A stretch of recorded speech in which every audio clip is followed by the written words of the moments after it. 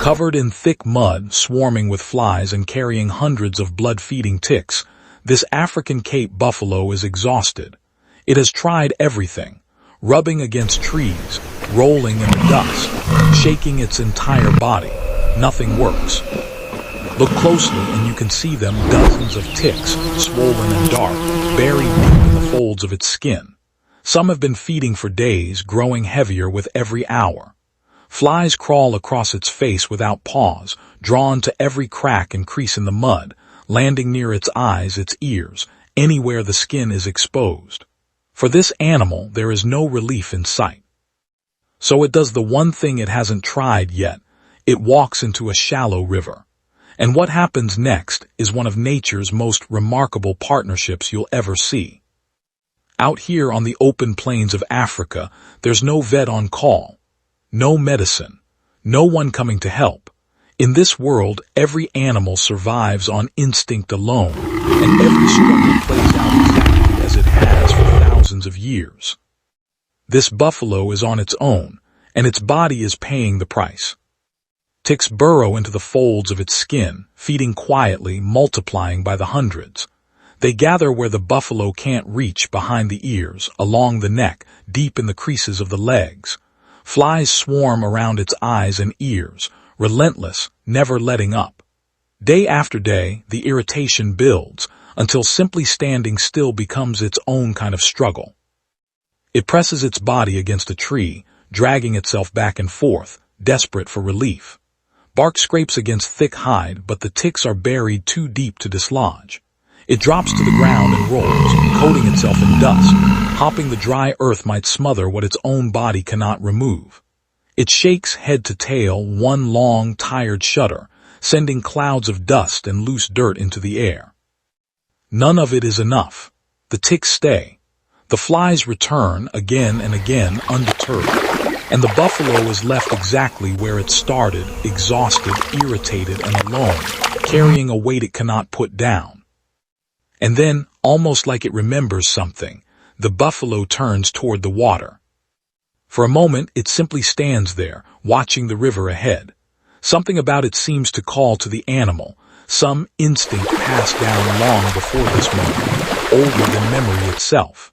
Other animals have come here before.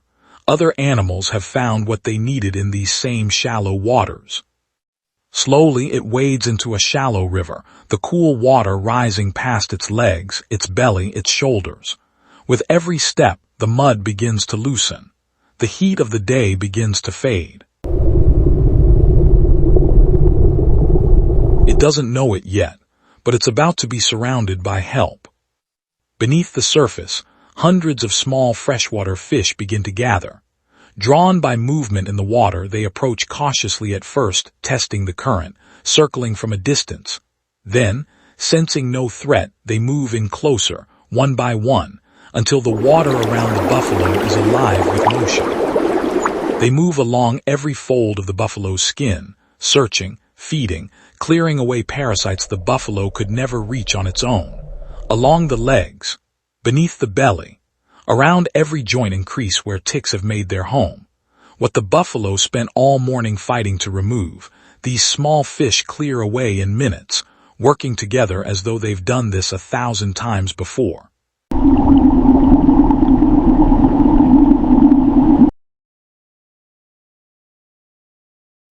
And above the water, another team arrives.